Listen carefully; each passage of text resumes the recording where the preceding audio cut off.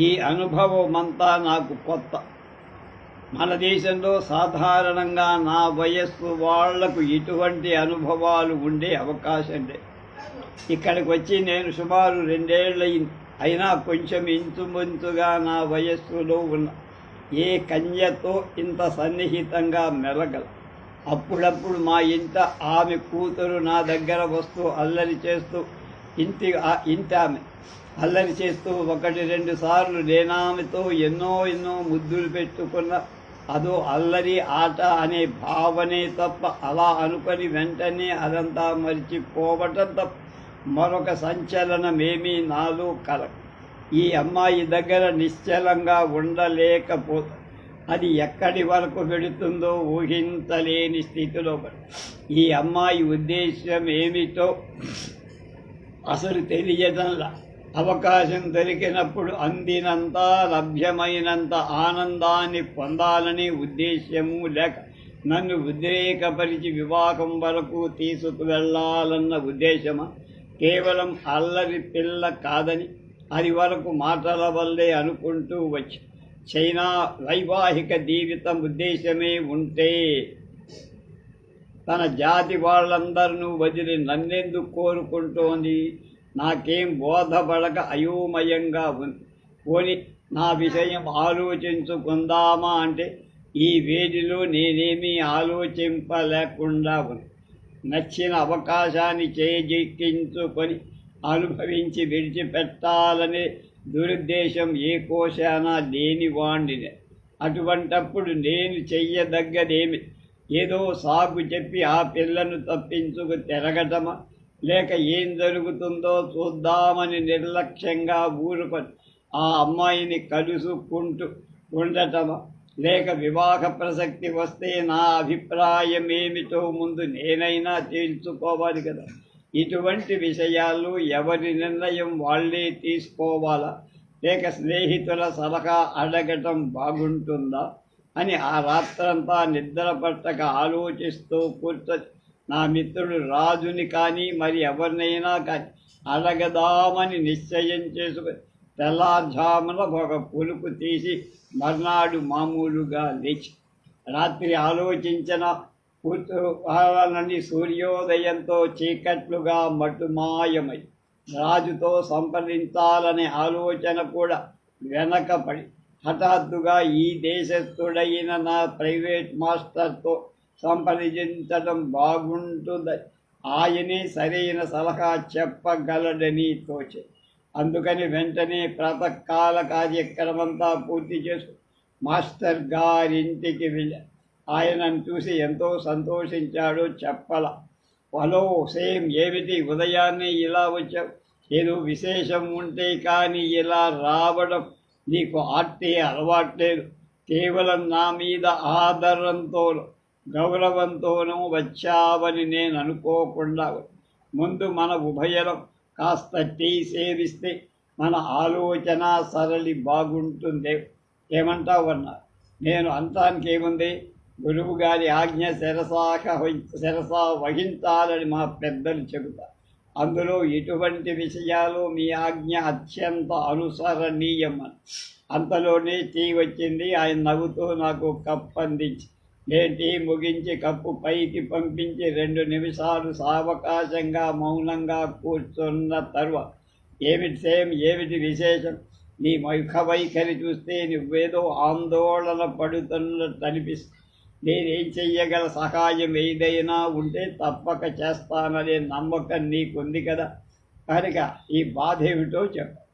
నేను అందుకే వచ్చానండి. తమ సలహా అపేక్షించి అది కేవలం వ్యక్తిగత విషయం, మరొకరితో మనవి చేసుకోవాల్సిన విషయం కూడా కాదు.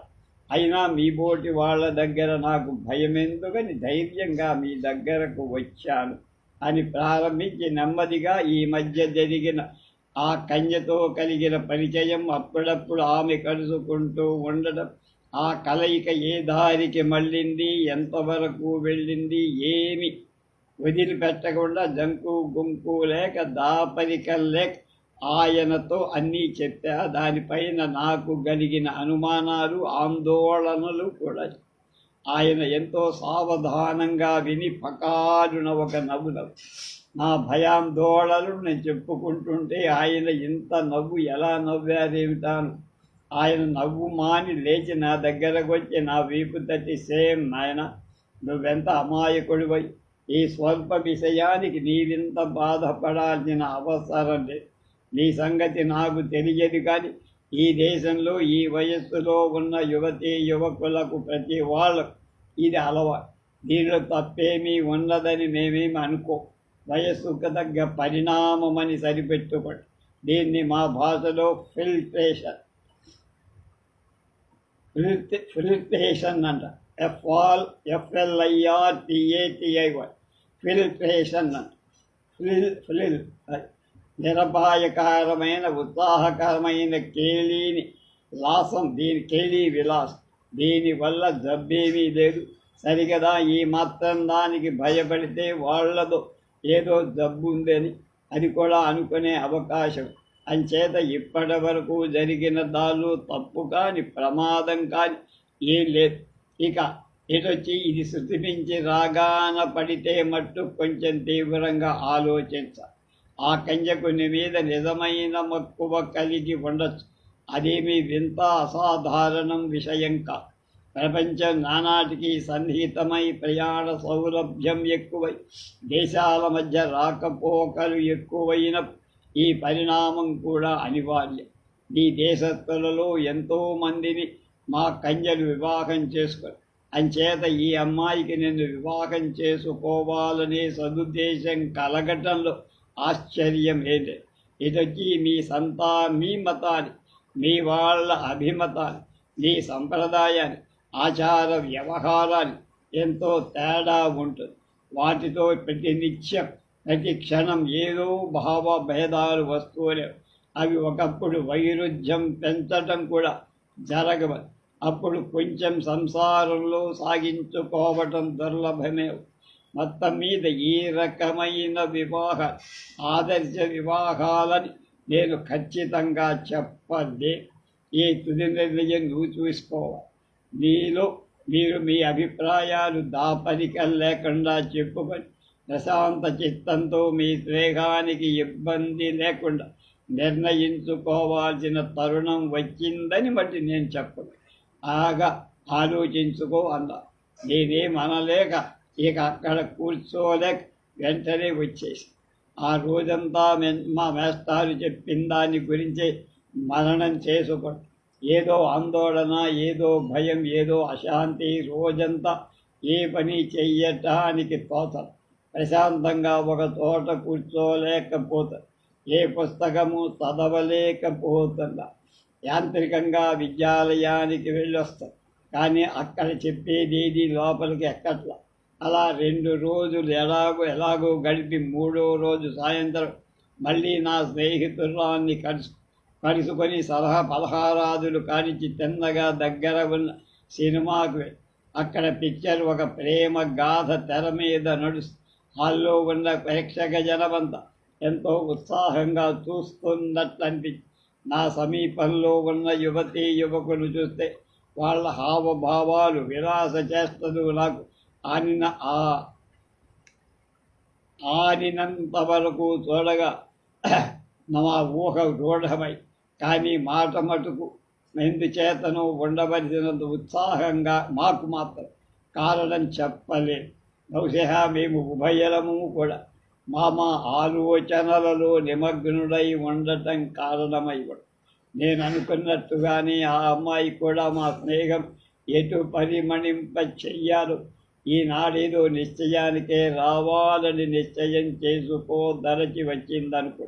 పిక్చర్ సగం కాకుండా ముగియకుండానే సేమ్ ఈ చిత్రం చాలా డల్గా లేదా, నీకు ఎలా ఉన్నా నాకు మటుకు బోర్గా ఉంది, మనం హాయిగా బయటకు ఎక్కడికైనా పోయి కూర్చోకూడదా అని. సరే అని అలా చేద్దామని ఇద్దరం కూర్చోవడం కొంచెం ఇబ్బందిగానే కూర్చొని ఇద్దరం బయలుదేరి బయటికి వచ్చాం. అక్కడి నుంచి ఈ మథన అంతా మేము పడుతూ వచ్చిన కొండ మీదకి మేమక్కడికి చేరేసరికి సమర్థం లేదు. ఇంకా బాగా చీకటి నిర్జనంగా ప్రశాంతంగా ఉన్న పొదమాటున తదికలు 2-3 నిమిషాలు ఉభయం ఏం మాట్లాడు. ఈ తమ మీద ఒక కొసగు తేవాలని ఆ అమ్మాయి కూడా ఎందుచేతనో అనుకున్నదని నాకు తోచి. ఇంతట్లోకి ఏ మాట లేకుండా ఆ అమ్మాయి నాకు బాగా దగ్గరగా చేరి గబుక్కున కౌగలించుకొని మాట నుంచి లేకుండా మాట మంచి లేకుండా ముద్దు పెట్టి నేను నిశ్చలంగా ప్రతిచుంబనం చేయకుండా నన్ను కాదన్నట్లు కూర్చోవటం చూసి నిర్ఘాంతపోయి, ఏమి శామ్ అలా ఉన్నావేమిటి? అంత చల్లగా మనసులా గడ్డ కట్టుకుపోయినట్టు నీ చలనం కనిపించట్లే. నీలో మామూలుగా లేవు. ఎందుకు చేత? గుంట్లో బాలేదా? నా మీదైనా కోపమా? ఇదివరకు అన్నట్టు మనం కౌగలించుకున్నప్పుడు ముద్దు పెట్టుకున్నప్పుడు అలా ఉండేవాడివి కావు. ఇవాళ నీలో రక్తం వేడి ఎక్కడం లేదా? నన్ను నీ కౌగిటిలో బంధించుకోవాలని, నాకు ఊపిరి ఆడకుండా ముద్దులతో ముచ్చెత్తాలని లేదా? ఇవాళ నీ ప్రవర్తన నాకేం అర్థం కావట. నేను భరించలేకుండా ఈ 2-3 రోజుల నుంచి ప్రతి క్షణం నువ్వే ఉన్నావని అదను ఆవహించి నీ మాటే నా చెవులలో మోగి నీ చుంబనమే నా పెదవుల మీదని నేనేదో చేస్తూ ఏ స్వర్గసీమలోనో విహరింపచేస్తున్న విచిత్రమైన అనుభూతితో, జాగృతితో, స్వప్నము రాత్రో పగలు తెలియని స్థితిలో వచ్చి నీ ఒడిలో వాలాలి నీ మీద వెల్లడించుకుంటూ ఉంటే మాట్లాడవెందకు? నేను భరించలేను, బాధ చెప్పుకుంటున్నాను శ్యామ్. ఇవన్నీ నీ నోటంట రావాల్సిన మాట. ఏ స్త్రీ తనకు తాను ఎంత విస్పష్టంగా తన భావాలను వెల్లడించు. నేను ఆ లజ్జావిహీనురాలని అనుకుంటున్నావా? నువ్వు చాలా అమాయకుడవని, పసివాడవని, ఏ అనుభవం లేక నా పద్ధతితో కలిగిన స్వల్ప అనుభవాన్ని కూడా పైకి చెప్పలేక సిగ్గుతో నువ్వు సతమతమవుతున్నావని గ్రహించి నీ బాధతో పాటు వెల్లడించాననుకుంటున్నా సేమ్ అంటూ ఉద్రేకంగా గాద్గదికంగా చెబుతూ అశ్రుపూరిత నయనాలతో నాకేసి చూస్తూ జవాబుకెదురు చూస్తున్నట్టు నా ఒడిలోంచి లేచి కొంచెం దూరంగా జరిగి నా వైపే చూస్తూ నేనేం చెప్పను, కరిగి నీరైపోయా. ఆ అమ్మాయి ఉన్నట్లే నేనైతే నా బాధ అంతగా స్పష్టంగా చెప్పలేకపోయేవా. స్త్రీ స్పర్శ కాలగానే రక్తం కొంచెం వేడెక్కడం, నాళాల్లో తొందరగా ప్రవహించడం, ఏదో గిరిగింతలు పెట్టినట్లు ఉండవు. వంటికి ఒళ్ళు, రొమ్ముకి రొమ్ము, పెదవికి పెదవి తగలటంతో పరవశమై లోకజ్ఞానం పోయి స్వర్గసీమల విహరిస్తున్నట్టు అనిపించటమే కాదు, అంతకంటే ఈ తీయని వేదన వర్ణించలేకపోయేవా. వర్ణన లేకుండా యథాతథంగా కూడా చెప్పలేకపోయేవా. ఈ అమ్మాయి అన్నట్లే ఏం సేమ్ మాట్లాడవా, ఏం చెప్పవా అని గడ్డం పట్టుకొని రెండవ చేత్తో నా ముఖం కళ్ళు నిమురుదు తన ఒడిలోకి చంటి పిల్లవాడిలా నన్ను తీసుకొని నా ముఖాన్ని తన రొమ్ముకు హత్తుకొని అంతటితోనే పరవశుడని ఎక్కడికో మహాప్రవాహంలో కొట్టుకుపోతున్నట్టు నెమ్మదిగా ఆమె కౌగిలిలోంచి లేచి కూర్చొని బయటికి వస్తున్న కన్నీటిని తుడుచుకొని మళ్ళీ మౌనంగా 2 నిమిషాలు కూర్చొని, చూడమ్మా, ఈ మన ఇద్దరి గుండెలు ఏకస్పందనమే వినిపిస్తోంది. మన ఇద్దరి తలపుల్లో ఒకే ఊహ తిరుగుతోంది. ఇది చాలా విచిత్రం. నీవన్నట్లే నువ్వు చెప్పిందంతా నేనే చెప్పాలని అనుకుని నిన్ను చూడటంతోనే నీ గంభీర వదనం నన్ను కొంచెం వెనకాడించి నేనేం అనలేకపోయి, అయినా భావాలకు తగిన మాటలు నా నోటిలోకి రాల అందల. అంచేత ఏమీ అనలేక నిశ్చేష్టుడనై కూర్చో. వీటన్ని నువ్వు అన్నదంతా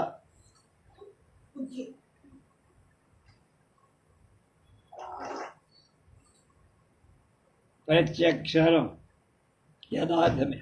నేను నిన్నటి మంచి కాదు, నిన్ను విడిచి వెళ్ళినప్పటి నుంచి ఒకే ఆలోచనలతో ఉక్కిరి బిక్కరవు.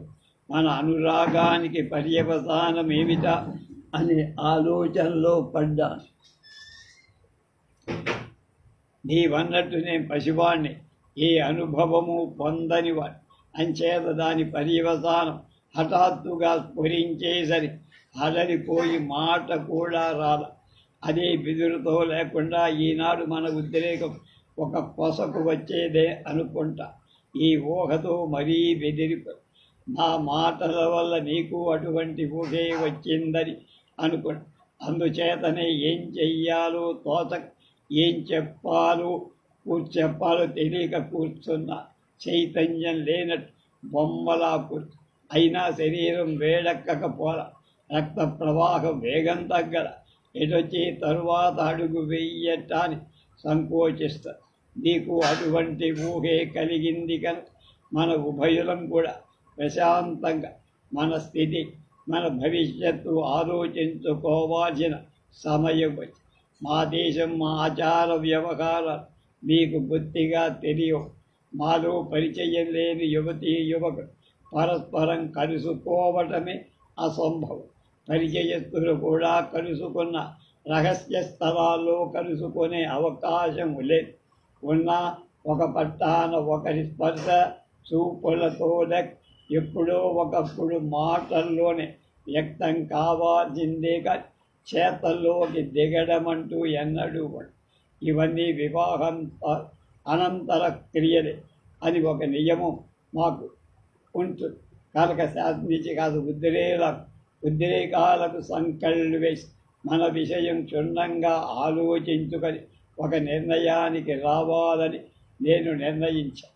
నేనెక్కడ నుంచో దూరదేశాల నుంచి చదువు కోసం ఇక్కడికి దైవికంగా ఎందుకో మనం కలుసు. మన కలయిక ప్రథమ పరిచయంతో కరచాలనాలతో కౌగిల్లో అక్కడ నుంచి ముద్దుల దాకా సాగి ఆ తర్వాత మెట్టు ఒక్కటే మిగి. మీ దేశంలోనైనా మీ ఆచారం ప్రకారమైన ఆ మెట్టు దాటడం వివాహమైతే కానీ అంత సులభం కాదేమోనని ఆలోచన. నీకు మాకు జాతిలో, మతంలో, ఆచారంలో కానీ సంస్కారంలో కానీ పొంతన కుదిరేటట్టు కనపడ్డ. మనమిద్దరం ఏకమైతే అన్నిట మాట ఎలా ఉన్నా మన జీవన యాత్ర సుఖంగా సాగుతుందా? ఏ పొరపచ్చాలు క్షణక్షణం పడసోపకుండా ఉంటాయా? నేను మా వాళ్లకు ఏకైక నీకోసం వాళ్ళని విడిచి రాలే. నువ్వు మాత్రం మా దేశంలోకి వచ్చి ఉండగలవా? నీవు అంగీకరించి వచ్చిన మా వాళ్ళు మనను గుమ్మంలోకి రానివ్వరన్న సంగతి మనం మరువకూడదు. ఈ పరిస్థితుల్లో మన వివాహానంతర జీవితం సాధ్యమేనా అనే విషయం మనం ముందు తేల్చుకో. అది సాధ్యం కానప్పుడు మన ఉద్రేకాలను వదులుకొని మన ప్రణయాన్ని మరో దారిని పట్టి నిన్ను విడిచి నా దారిన నేను పోతే జరగబోయేదేమిటో కూడా ఆలోచించుకోవాలి. వెంటనే అమ్మాయి నా మాట కడ్డు సేఫ్. నేను అనుకున్నంత భయపడింతంతా ఎందుచేతనో నువ్వు ఈ రోజున ఈ ప్రశంస చేస్తావనే ఆలోచన నాకు. దానితో ఈ కొద్ది రోజుల ఆనందానుభూతి ఎక్కడికి దారి తీస్తుందో అని నేను పునర్విమర్శ చేసుకోవాలి వచ్చి. నీకు తోచిన ఆలోచనే నాకు, కానీ ఆ ఆలోచన తలకు తట్టగానే హడలిపోయి కొద్ది రోజుల అనుభవంతోనే నీవు నా హృదయంలో స్థిర నివాసం ఏర్పాటు చేసుకు. హృదయంలోనే కాక నా అంతటా నీవే నిండి ఉన్నావు. మరీ కిందటిసారి నిన్ను విడిచి వెళ్ళినప్పటి అనుక్షణం నా ఒళ్ళు పులకాంకితమవుతూనే ఉంది. నీ చేతులు నా ఒళ్ళంతా గిలిగింతలు పెడుతుంటే ఉంది.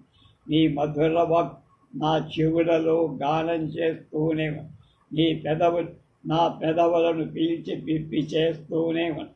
నీ వేడి నిట్టూర్పు నా నిట్టూర్పుల్లో కలిసి నన్ను పరవశం చేస్తూనే ఉంది.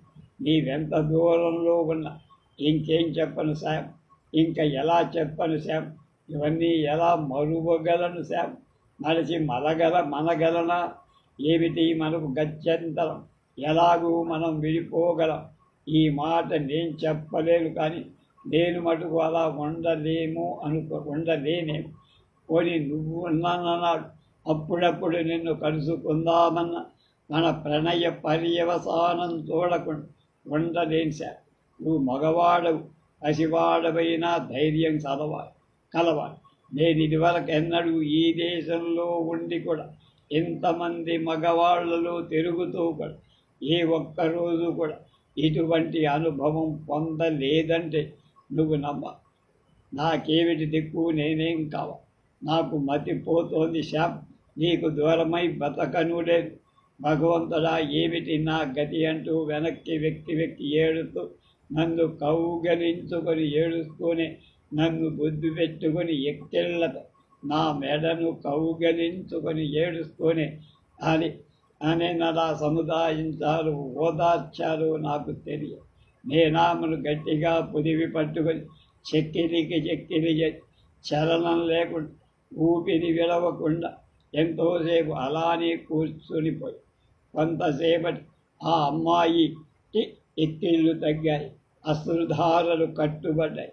ఎంతో అలసట వచ్చినట్టు ఒళ్ళంతా పట్టు విడిచినట్టుగా ముద్దలా నా పక్కన నుంచి నా ఓడిలోకి జారిపోయి నేను నెమ్మదిగా ఆ జీవద్రుమాలతో ఆమె కన్నీరు తలా చెక్కిళ్ళు నివి కళ్ళు ముద్దాడి కొన్ని క్షణాలు గడపగా ఆమె నెమ్మదిగా లేచి కూర్చొని మనం ఇంటికి వెళ్ళిపోదాం, అంది. నేనిక్కడ కూర్చోలేను, ఈ సామీప్యం సహించలేను, నీ స్పర్శ నాకు దుర్భరంగా ఉంది.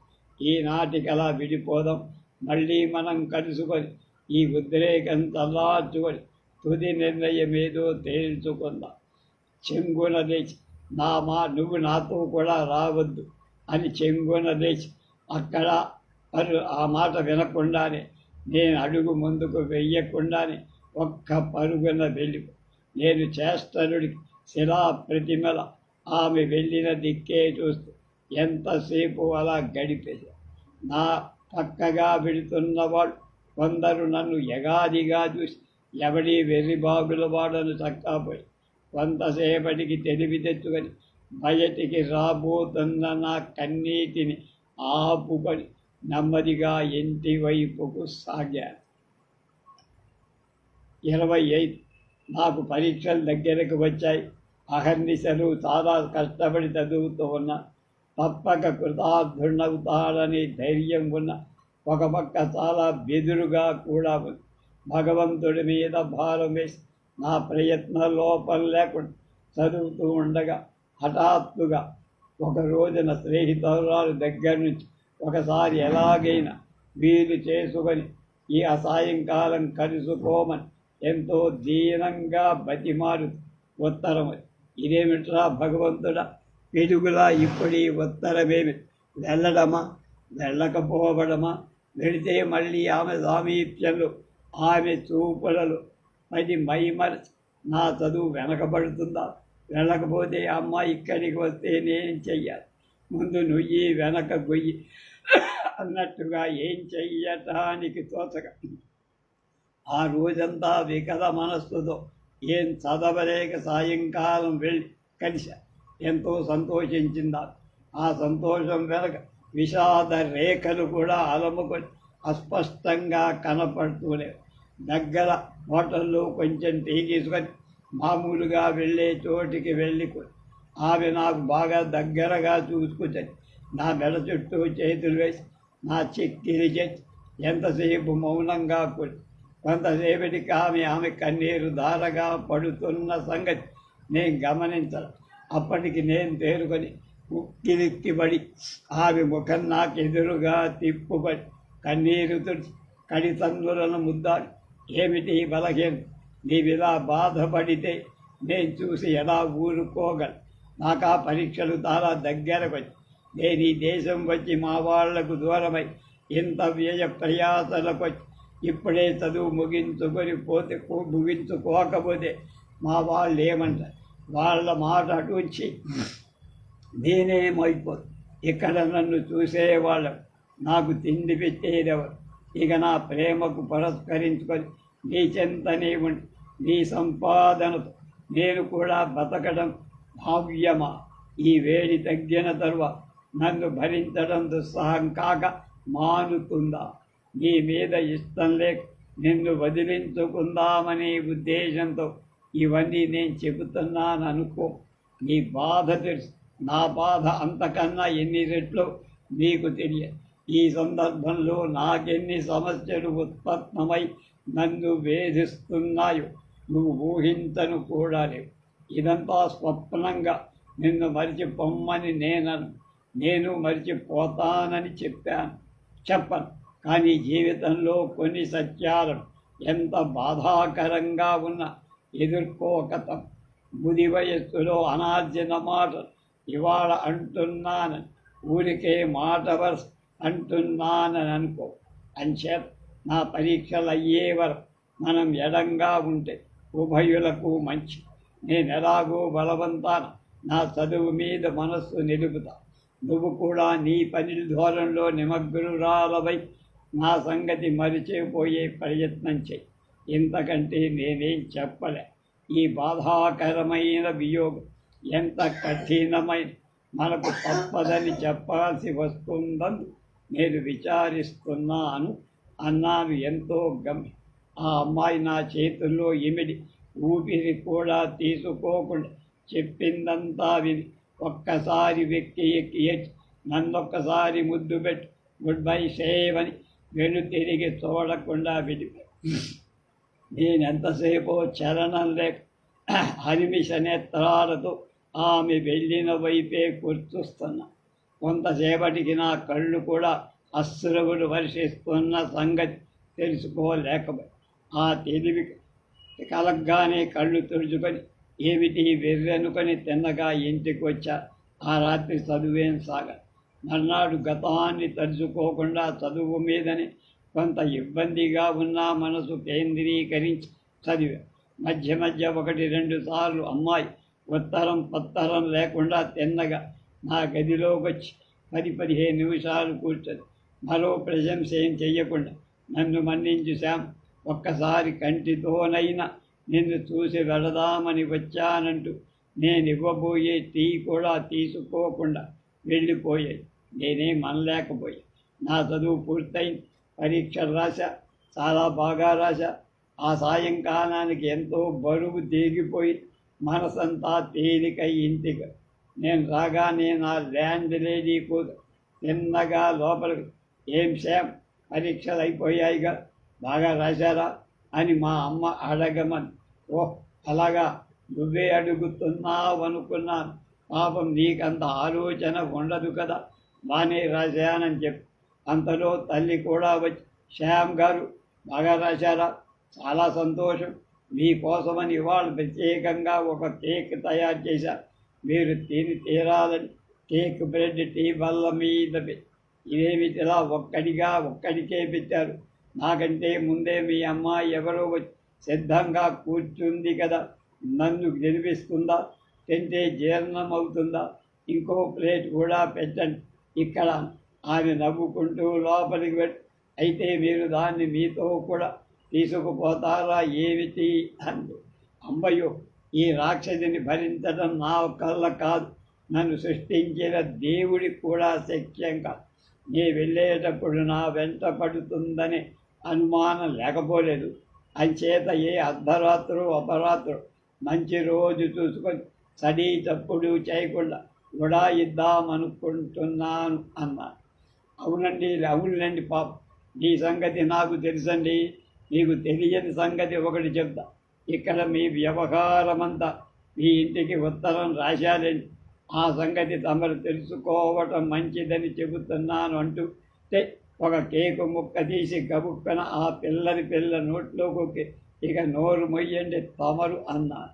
మసలి నవ్వుకుంటూ చక్కాపోయి ఆ అమ్మాయి కోపంతో కుర్చీలోంచి లేకపోయి కూర్చో పాపం, తొందరపడు అని ఒక్క మాట ఆ బుగ్గ ఈ బుగ్గ ముద్దెట్టుకొని కుర్చీలో కూలదోసి నేను మళ్ళీ చేతికి అందకుండా ఎదురు కుర్చీలోకి వెళ్ళి కూర్చొని ఏమీ ఎరగనట్టు గంభీరంగా నా ఫలహారం కొనసాగి ఆ అమ్మాయి పలహారం కూడా కాగానే నువ్వు నీ అక్క 1/2 గంటలో తయారైతే సినిమాకు వెళ్దాం ఆలస్యం చేయక. మా అక్క లేదండి అని. ఇంట్లో ఉన్న సంగతి నాకు తెలుసు కానీ పిచ్చి వేషాలు కట్టిపెట్టి త్వరగా డ్రెస్ వేసుకు. నువ్వు ఒక్కటివి నాతో సినిమాలో నా పక్కన కూర్చొని కుదుకుదామనుకున్నావు కాదు. నీ సంగతి నాకు తెలియదు. దయచేయన్న.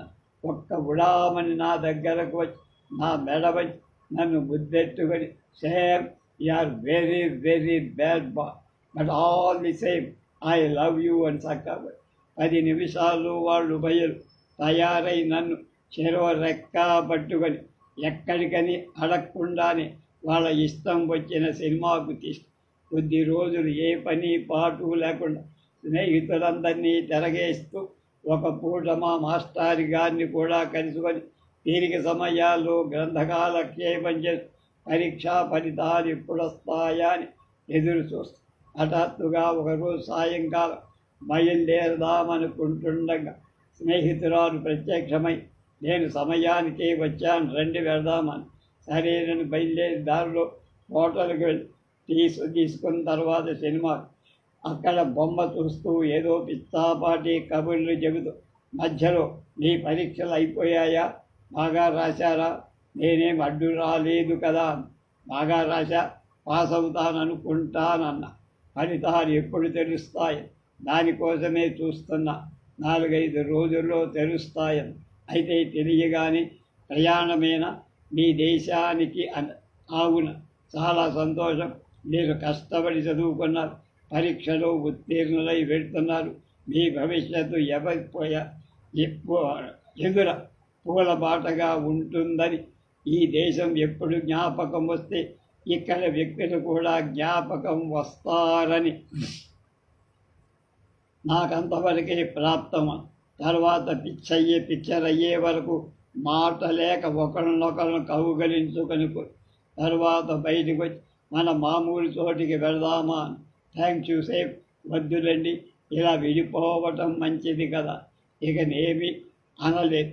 అంతటితో ఎవరి దారిన వాళ్ళు వెళ్ళిపోయి వారం రోజుల తర్వాత పరీక్షా ఫలితాలు వచ్చాయి. నేను ఆశించిన దానికంటే ఎక్కువగానే ఫస్ట్ క్లాసులో పాస్ అయ్యా. ఆ సంతోషం పట్టలేకపోయా.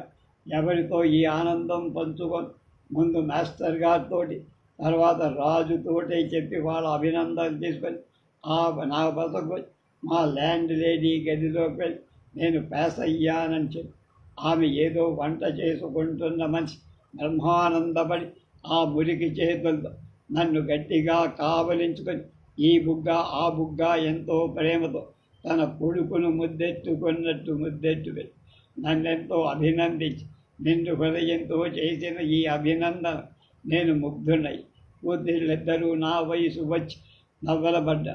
అలా నిలబడాలి, మీరేం అభినందన చెప్పరా అన్న. చెప్పకేమండి, అందుకే నిలబడ్డాం. హార్టియెస్ట్ కంగ్రాచ్యులేషన్స్ అని ఇద్దరు చేతులుదా. ఓ సింతేనా, మీ అమ్మలాగా మీరు అభినందిస్తారని ఆశిస్తుంటే ఊరికే చేతులు దాపి ఊరుకుంటే ఎలా అని వాళ్ళిద్దరినీ దగ్గర లాక్కుంటూ వారి నుంచి ఆశించినవి నేనే చేసి ఊరు. తల్లి కడుపు చక్కలయ్యేట్టున్నది. పెద్దమ్మాయి కొంచెం సిగ్గుపడి బొలుగ్గల గులాబీలు పూయించు. చిన్నమ్మాయి కోపాన్ని అభినయిస్తూ నువ్వు ఇలాంటి అర్రని పిల్లాడని తెలుసు, నీ పని చెప్తానుండు అని. సరే అయితే రాని చెయ్యి పట్టుకొని నా గదిలోకి లాక్కెడదామని అనుకుంటే నన్ను వదిలించుకొని పాడిపోయి. పరీక్షా ఫలితాలు విద్యాలయంలో ప్రకటన కాగానే ఆ ప్రకటన మన వాళ్ళందరికీ చూడగానే నేను మొదటి తరగతిలో పాస్ అయ్యా అని తెలియగానే మన వాళ్ళంతేగా ఆంధ్రేతరులు కూడా ఎంతమందో తండోపతండాలుగా నా గదికి వచ్చి నన్నెంతోనో అభినందించి పైకెత్తేశారు. మనవాళ్ళు అందరిలో వయస్సులో నేను చిన్నవాడిని కావడం, ఇంత త్వరగా పరీక్షకెళ్ళి ఫస్ట్ క్లాసులో పాస్ అవ్వడం వాళ్ళందరినీ ఆశ్చర్యచకితులను.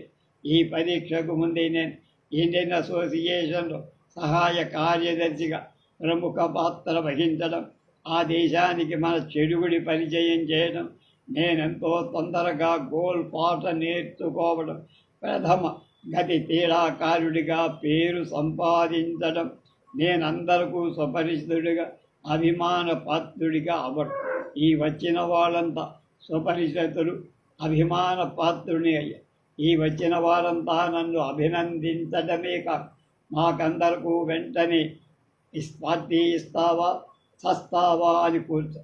మా ప్రభు, నేను ఇంకా చావదలుచుకోలేదు, అందుకని పార్టీ ఇస్తా, సాధ్యమైన త్వరలో ఏర్పాటు చేస్తాను. మా గ్రహస్థితి బాగుండనప్పుడు ఇలాంటివి వస్తూ ఉంటాయి.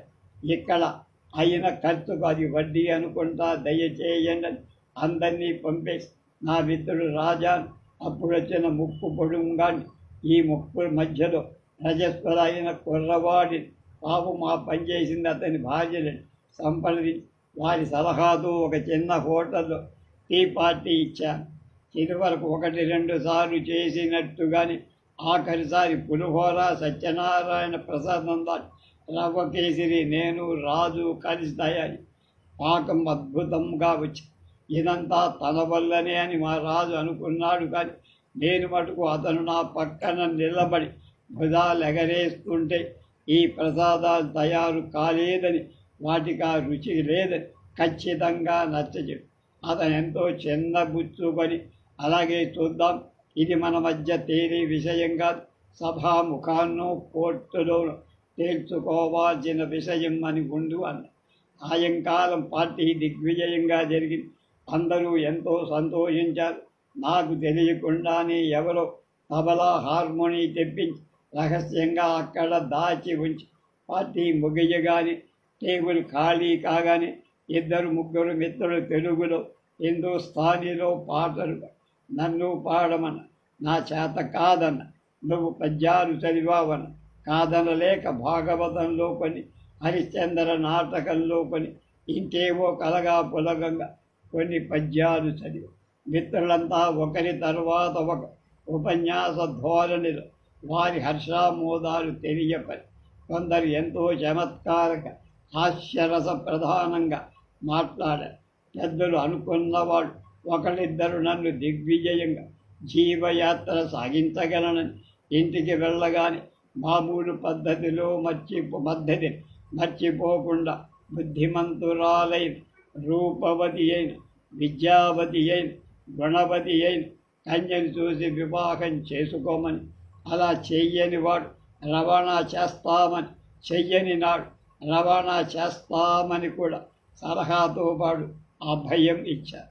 అందరితోనూ కరచాలనం చేయడంతో హుర్రే జయ జయ ధ్వానాలతో పార్టీ ముగించి అందరం ఎవరి దారి వాళ్ళు వెళ్ళి నా ఆనందం పట్టలేకపోయి అక్కడే కూర్చొని కొంతసేపు పొంగి పొరలి వస్తున్న ఆనంద బాష్పాలు అణచుకొని లేచి బయటికి వచ్చి నా మిత్రులంతా ఒక్కరూ మిగలకుండా నన్ను ఏకాకి చేసి వెళ్ళిపోయారు. నేను పరధ్యానంగా నడుస్తూ ఉంటే వీధి చివర నా స్నేహితురాలు నిలిచి ఉండటం నాకు ఆశ్చర్యమే. నేను గుడ్ ఈవినింగ్, ఏమిటిక నిలబడ్డావను? నా బస చాలా దూరం కదా, ఈవేళ పార్టీ ఉందని ఇక్కడికి వచ్చి ఉంటారని తెలుసుకొని మీరు ఒంటరిగా కనపడతారని ఆశతో వచ్చి ఇక్కడ సుమారు గంట నుంచి వెయిట్ చేస్తున్నాను. అయ్యయ్యో, ఎంత పొరపాటు జరిగింది, నీకెంత శ్రమ కలిగించా. పార్టీకి అంతా మా దేశస్తులు, నాతోటి విద్యార్థులే కానీ ఆడవాళ్ళని ఎవరినైనా పిలిచి ఉంటే నేను తప్పకుండా పిలిచి ఉండేవాడిని. రా, అలా పోదామని కొంత దూరం నడిచి మామూలు చోటికి కూర్చున్న కొంతసేపు లోకాభిరామాయణం చెప్పుకుంటూ ఉండక మాటల మధ్య, అయితే ఇక్కడ మీ పని పూర్తయినట్టే కదా, బహుశా రేపు బారిస్టర్ పరీక్షలు ఫలితాలు కూడా తెలుస్తాయి. నేను పాస్ అయినట్టు ఈ మధ్యాహ్నమే వార్త అందింది, అందుకే పని పూర్తి అయినట్టు. కొద్ది రోజుల్లో మీ అందరి దగ్గర సెలవు తీసుకొని ఈ దేశానికి గుడ్ బై చెప్పి వెళ్ళిపోవాలి. మళ్ళీ ఈ జన్మలో ఇక్కడికి వచ్చే అవకాశం ఉంటుందని అనుకోకుండా, ఆశించను కూడా లేకుండా ఆఖరు మాట అనేటప్పుడు నా కంఠంలో కొంచెం వణుకొచ్చి ఆ అమ్మాయి కంట నీరే వచ్చి సందర్భు తప్పు ఆ సముద్రపు ఉప్పు అడవి ఉసరి అన్నట్టు ఎక్కడ భారతదేశం, ఎక్కడ స్కాట్లాండ్, నేనెవరినో, ఈ అమ్మాయి ఎవరు, నాకు ఈ పరిచయం ఎందుకు కలిగింది, ఈ సంయోగం పర్యవసించకుండా మళ్ళీ ఈ వియోగమేమి అనే ఆలోచన ఏవేవో తలలో ముసురుకోవడం ప్రారంభమై కొంతసేపు నేనేమీ మాట్లాడకుండా నిశ్శబ్దంగా ఉన్న సంగతి నేను గమనించాను. ఆ అమ్మాయి నా ముఖం కేసి తదేకంగా చూస్తూ, ఏమండి హఠాత్తుగా అంత గంభీరులైపోయారు, మనం విడిపోయే సమయం ఆసన్నమైందని విచారిస్తున్నారు. ఎప్పటికైనా తప్పదని అనుకున్నాం కదా, మీరే ఇలా అయిపోతే నేనేం కాను. ఈ సంయోగ వియోగాల మానవాళికి సహజమే కదా, తెలుసు కూడా. బాధ ఎందుకు? చేతికి అందిన ఆనందాన్ని అనుభవించడం, తర్వాత ఆనందంతోనే విడిపోవడంలో సుఖం ఉంది. చాలా చిత్రంగా ఉంది. నేను కూడా మీ ఆలోచన సరణి మూడ్లోనే పడ్డట్టు అత్యంత సన్నిహితుల ఆలోచనలు అలాగే ఏకముఖంగా నడుస్తాయి. నాకు ఇదో వింత అనుభవం అన్నది. నేను తెలివి తెచ్చుకొని అతి ప్రయత్నం మీద నా గంభీర ముద్ర బది మళ్ళీ మామూలు ధోరణిలో పడి కాసేపు కబుర్లు చెప్పుకొని మళ్ళీ ఇద్దరూ ఒక క్షణంలో కూడబలకుండా గడదామా అని ఏకకాలంలో లేచి నుంచొని ఏ ఉద్రేకం లేకుండా కేవలం కరచాలనం చేసిన ధోరణి ఒకరికొకరు తేలికగా పెదవుల మీద ముద్దు పెట్టుకొని ముందుకు సాగే. 4 రోజుల తర్వాత కాన్వకేషన్ జరిగింది. హాలు అయింది. నేనంతో కష్టం మీద నా ల్యాండ్ లేడీ కూతుళ్ళకు అక్కడ ప్రవేశానికి టికెట్లు సంపాదించా. ఆ హాల్లో కూర్చున్నంతసేపు నేను ఈ లోకంలో ఈ మానవాళి మధ్య ఉన్నాననే భావమే లేదు. ఊహలన్నీ నన్ను విడిచి నేను వీధిలో విహారం చేయటం ప్రారంభించి నా పేరు పిలిచినప్పుడు నిద్రలో ఎవరో నన్ను పిలిచినట్టు నిలబడి లేచి నుంచి ప్లాట్ఫామ్ మీదకు వెళ్ళి వారందించిన ఫుడ్ తీసుకొని పట్టా తీసుకొని మళ్ళీ వచ్చి కూర్చో. సభ ముగిసింది. అందరం బయటికి వచ్చి ట్యాక్సీ కోసం ఎదురుతుండగా దూరాన నా స్నేహితురాలు వెనుతిరిగి నా కేసి చూడకుండా తల వంచుకొని వెళ్ళిపోవటం చూసి ఆమె వచ్చినట్లే నాకు వస్తానని చెప్ప టికెట్ కావాలని కోరు. ఎలా శ్రమపడి వచ్చిందో పాప, ఎంత అభిమానమో అనుకుంటూ ఆశ్చర్యపో ట్యాక్సీ పిలిచి నేను మా ల్యాండ్ లేడీ కూతుళ్లతో సహా ఇంటికి వాళ్ళ ఆనందానికి మేరలేదు. నా మీద వాళ్ళకి ఇంత అభిమానం ఎందుక అని ఆశ్చర్యం. మర్నాడు కాన్వకేషన్ డ్రెస్సులో ఒక ఫోటోగ్రాఫ్ ప్రయాణానికి దరఖాస్తు అవసరమైన ఫోటో తీయించుకొని వస్తూ మా ఇంటామకు పిల్లలు తదొక బహుమతి కొని వాళ్ళకి మా ల్యాండ్ లేడీ కూడా చక్కని పెట్టలు వెండి ఫౌంటైన్ పెన్ బహుమతి చెయ్యడం నాకెంతో ఆశ్చర్యం, ఆనందం కలిగి నేను ఇచ్చిన బహుమతులు వాళ్ళు మరీ సంతోషం. నేనిచ్చి చిన్న పిల్ల చేతికి బహుమతి అందిస్తూ నీకు రహస్యంగా ఇవ్వాల్సిన బహుమతి వేరే ఉందిలే, తర్వాత ఇస్తాను. ఆ పిల్ల దేవాంతకురాలు. నా ఊహ ఇట్టే గ్రహించి నాకు ఈ బహుమతి అక్కల, ఆ బహుమతి అక్కల అని ఇది వరకు ఇచ్చింది చాలు, ఓన్లే నాకు మాత్రం చాలా లేదా అంచేత నువ్వు బుద్ధిమంతురాలిగా నేనిచ్చిన బహుమతులు బహిరంగంగా కాని అంగీకరించి తీసుకోవలసిందే, దీనికి తిరుగులేదు. నీ ఈ ముద్దు మొహం సాక్షిగా చెబుతున్న విషయం తెలిసిందా అని 2 బుగ్గలు పట్టుకొని జాడించి నా గదిలోకి వెళ్ళిపోయాయి. మరి 4 రోజులయ్యాక నా పాస్పోర్ట్ వచ్చి, అంటే నా ప్రయాణానికి అనుమతి. వచ్చేటప్పుడు ఎవరి అనుమతి లేకుండా ఎవరితో చెప్పకుండానే తిన్నగా వచ్చా. ఇప్పుడు యుద్ధ మూలాన్ని ఈ తతంగమంతా మరి 4 రోజులు అతి కష్టం మీద వేరు స్టీమర్లో ప్రయాణానికి క్యాబిన్ దొరికి ఈ వార్త తెలియగానే అక్కడ లేని సామాన్లన్నీ ఇక్కడ ఖర్చు చేసి అవసరమైనవి కొనుక్కొని సామాన్తో సర్దుకోవడంతో సరి నేను మా స్నేహితురాలు ఫలానా రోజున ఫలాన్ రైల్లో ఫలాన్ స్టేషన్ నుంచి బయలుదేరి లండన్ చేరి అక్కడ స్టీమర్ ఎక్కుదానని నన్ను మరిచిపోయి అనుకూలుడైన యువకుని పరిచయం చేసుకొని వివాహమాడమని సుఖపడమని కోరుతూ నాకు సెలవిమ్మని ఉత్తరం రాసి కొన్ని కన్నీటి బిందువులు ఉత్తరం మీద పడి కొంత భాగం తెలియకుండా పోయిందనుకుంటా.